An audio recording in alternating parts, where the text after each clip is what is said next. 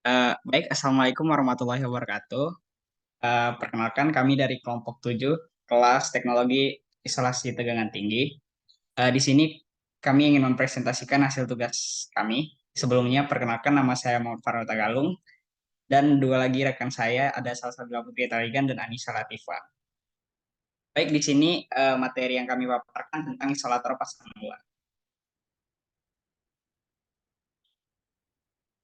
Adapun topik pembahasan dari isolator pasang luar yang kami ambil yaitu pertama ada pengertian isolator, fungsi isolator, karakteristik isolator, ciri isolator, pengertian isolator pasang luar, bentuk isolator pasang luar, fungsi isolator pasang luar, jenis-jenis isolator pasang luar, bahan-bahan isolator pasang luar, konstruksi isolator, penggunaan isolator pada jaringan isolator, syarat umum isolator pasang luar, polusi pada isolator, penggunaan isolator pasang luar, serta peran isolator dalam keandalan sistem tenaga. Baik, sebelum masuk ke topik utama tentang isolator pasang luar, sebelumnya saya ingin menjelaskan terlebih dahulu tentang pengertian dari isolator. Di sini ada pengertian isolator menurut dua sumber. Yang pertama menurut Ensiklopedia Britannica, isolator merupakan berbagai zat yang menghalangi atau menghambat aliran arus listrik atau thermal.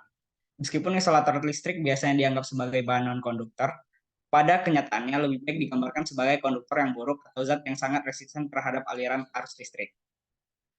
Selanjutnya, menurut sensing, isolator adalah bahan yang menghambat aliran arus listrik, kebalikan dari konduktor yang memungkinkan partikel listrik mengalir bebas. Isolator diimplementasikan dalam barang-barang rumah tangga dan sirkuit listrik sebagai perlindungan. Isolator termal serupa, tetapi menyempitkan aliran panas daripada listrik. Jadi dapat disimpulkan, isolator merupakan sifat bahan yang berfungsi dapat memisahkan secara elektris. Selanjutnya, isolator merupakan bahan yang dipakai untuk mengisolasi. Kemampuan bahan isolasi untuk menahan tegangan disebut kekuatan dielektrik.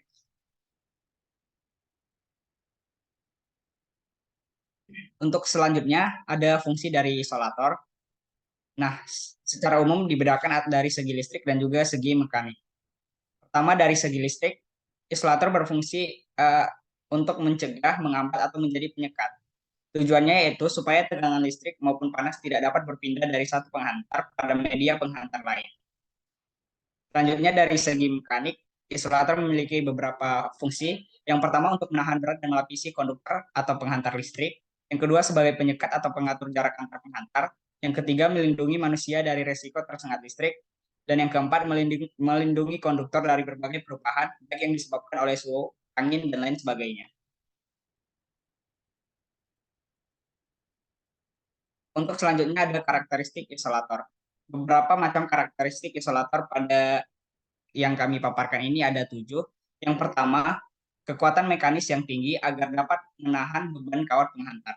Yang kedua, kekuatan dielektrik atau dielectric strength dan kekuatan mekanis yang tinggi. Yang ketiga, konstanta dielektrum atau relative permittivity yang tinggi agar memberikan kekuatan dielektrik tinggi juga. Yang keempat, menggunakan bahan yang tidak berpori-pori dan tidak terpengaruh oleh perubahan temperatur. Yang kelima, tahanan isolasi yang tinggi agar dapat menghindari kebocoran arus ke tanah. Yang keenam, bahan yang mampu mengisolir atau menahan tegangan yang mengenainya. Serta yang terakhir, tidak terlalu berat.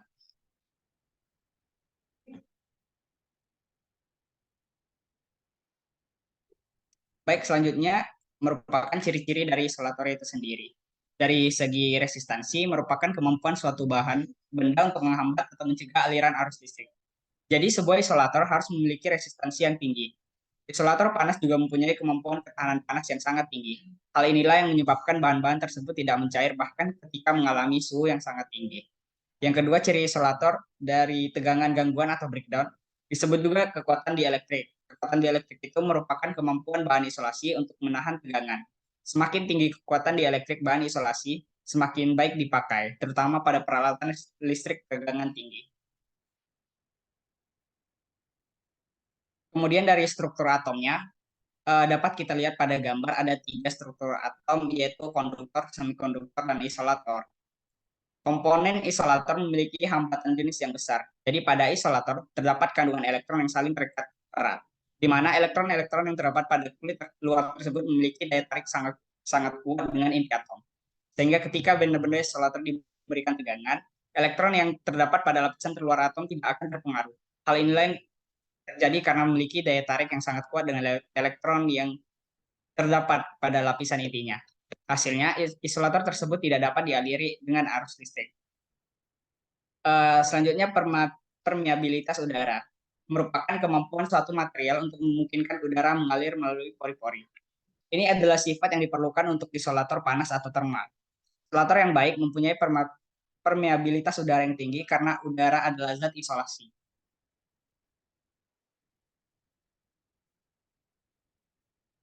Baik, untuk selanjutnya pengertian isolator pasang luar akan dijelaskan oleh rekan saya Salsabila Putri Tarigan. Kepada Salsabila Putri Tarigan dipersilakan. Baik, terima kasih Farhan. Selanjutnya saya akan menjelaskan mengenai pengertian isolator pasang luar. Isolator pasang luar merupakan suatu komponen penting dalam sistem tenaga listrik yang digunakan untuk memisahkan atau mengisolasi konduktor listrik dari segi struktur penyangga seperti tiang penyangga atau bangunan. Isolator ini berfungsi untuk memastikan bahwa arus listrik hanya mengalir melalui konduktor dan tidak merapat ke struktur penyangga atau bangunan yang bisa berpotensi membahayakan keselamatan manusia.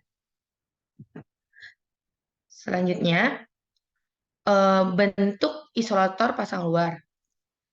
Beberapa tipe dasar isolator untuk tegangan tinggi antara lain yang pertama ada isolator tipe gantung, baru yang kedua atau suppression isolator, kedua ada isolator tipe pasang atau pin type isolator, yang ketiga ada isolator tarik atau strain isolator, ada yang keempat isolator jenis pos saluran atau line post tipe insulator, selanjutnya ada isolator jenis batang panjang atau long rod insulator.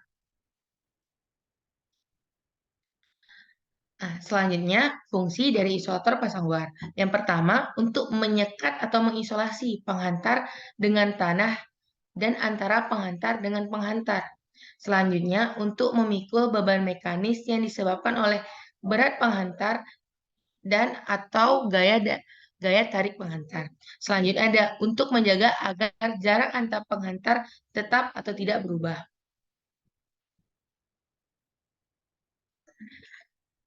Jenis-jenis dari isolator pasang luar. Pertama, ada isolator jenis pasang atau pin type isolator. Isolator jenis pasang ini banyak terbuat dari bahan-bahan porselin maupun bahan gelas yang dibentuk dalam bentuk kepingan bagian bawah diberi suatu pasak atau pin yang tersebut dari bahan besi atau baja tempaan. Tiap kepingan diikatkan oleh suatu bahan semen yang berkualitas baik. Bentuk kepingan dibuat mengembang ke bawah seperti payung untuk menghindari air hujan yang menimpa permukaan kepingan secara mudah. Banyak isolator jenis pasang ini banyak digunakan pada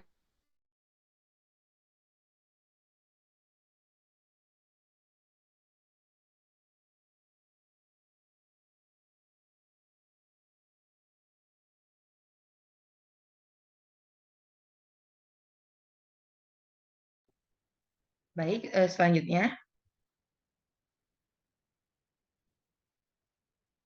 Selanjutnya, ada isolator jenis pos saluran, di mana isolator ini lebih sederhana, di mana diameternya lebih kecil dan tak menggunakan kepingan seperti isolator jenis pasang. Terdapat lekukan pada permukaan untuk mengurangi hantaran, serta bagian atasnya diberi tutup atau kap, bagian diberi pasak yang terbuat dari bahan besi atau baja tempaan. Selanjutnya ada isolator jenis batang panjang, di mana isolator ini mempunyai sedikit bagian logam sehingga tidak mudah menjadi rusak. Oleh karena itu, rusaknya yang sederhana maka yang mudah tercuci oleh hujan, sehingga jenis ini sesuai sekali untuk penggunaan pada tempat-tempat yang banyak dikotori garam dan debu. Selanjutnya ada isolator jenis gantung. Terdiri dari sebuah piringan yang terbuat dari bahan porselin dengan tutup kap yang dari bahan besi tempaan dan pasaknya terbuat dari bahan baja yang diikat dengan semen yang berkualitas sehingga membentuk satu unit isolator yang berkualitas tinggi.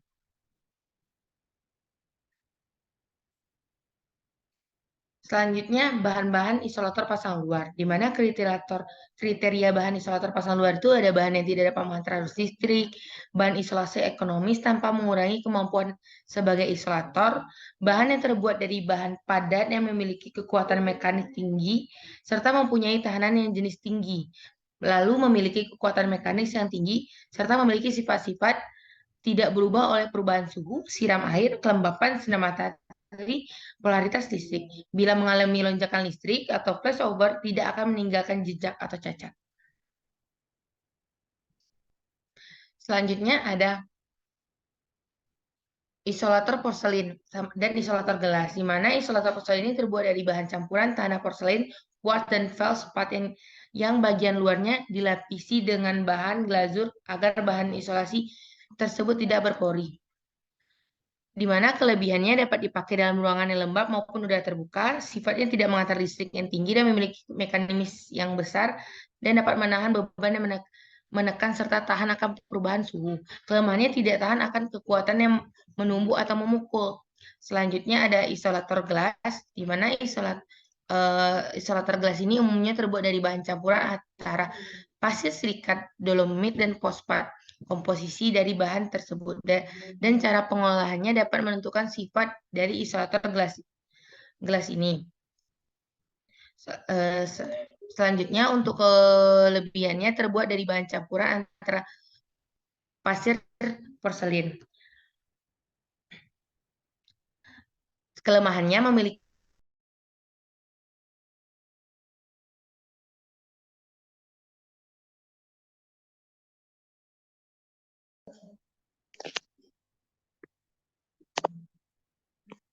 Selanjutnya akan dijelaskan oleh Anissa Latifah. Kepada Anissa Latifah dipersilahkan.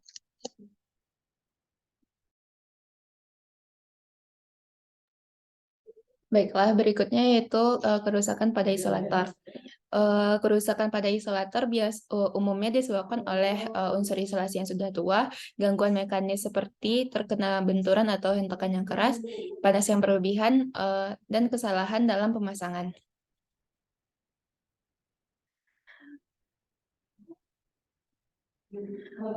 Untuk konstruksi berikutnya yaitu konstruksi isolator. Pada umumnya isolator terdiri dari 3 bagian utama, yaitu bahan dielektrik, kap, dan fitting. Selain itu juga terdapat semen yang berfungsi sebagai bahan perekat yang merekatkan ketiga bagian ini, seperti yang terlihat seperti di gambar. Baiklah, berikutnya itu penggunaan isolator pada jaringan. Yang pertama itu pada saluran udara tegangan rendah. Isolator saluran udara tegangan rendah ini adalah suatu alat untuk mengisolasi kawat penghantar dengan tiang dan trafes. Isolator yang baik harus memiliki ciri-ciri yaitu sudut dan lekukan yang licin dan tidak tajam guna menghindari kerusakan kawat penghantar akibat tekanan mekanis pada saat pemasangan. Yang berikutnya yaitu pada saluran udara tegangan menengah.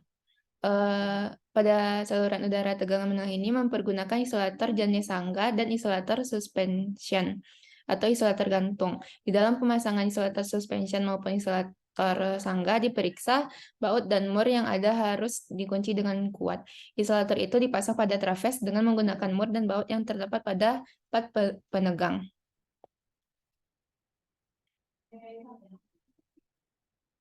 Berikutnya itu syarat umum isolator pasang luar, yaitu yang pertama kuat secara mekanis, dapat menahan sehingga dapat menahan beban dari konduktor. Berikutnya menggunakan bahan dengan resistensi tinggi. Berikutnya menggunakan bahan yang tidak mudah meledak dan pecah. Lalu syarat yang berikutnya yaitu lapisan pelindung dibantu dengan bahan perekat atau lem yang memiliki kekuatan adhesi yang bagus. Yang berikutnya yaitu kekuatan permeabilitasnya tinggi.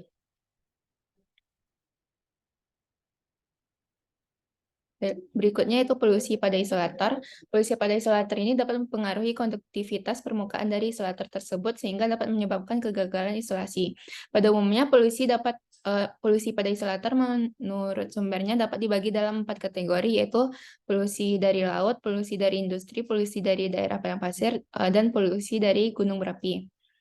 Dampak kotoran terhadap isolator itu yaitu dapat mempengaruhi besar tahanan isolasi dari isolator, lalu dapat mempercepat kegagalan isolator karena pengotoran pada permukaannya, lalu dapat menyebabkan terjadinya arus bocor.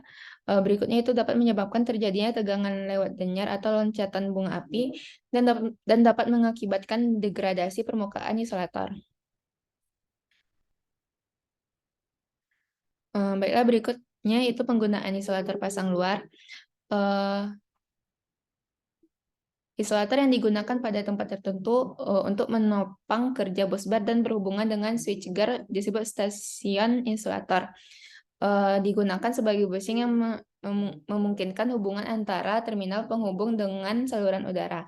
Selain itu juga digunakan sebagai kulit atau rumah bagi peralatan ukur, trafo, peralatan proteksi dan lainnya. Isolator yang digunakan pada saluran udara disebut line insulator. Isolator jaringan yang menghubungkan konduktor dari satu tiang ke tiang lain disebut suspension insulator. Digunakan pada bagian yang determinasi atau asal mula jaringan disebut dead end insulator atau tension insulator. Isolator tersebut dihubungkan ke cross arm dari tiang atau tower pada daerah tertentu. Untuk menghilangkan cross arm pada tiang digunakan line post insulator.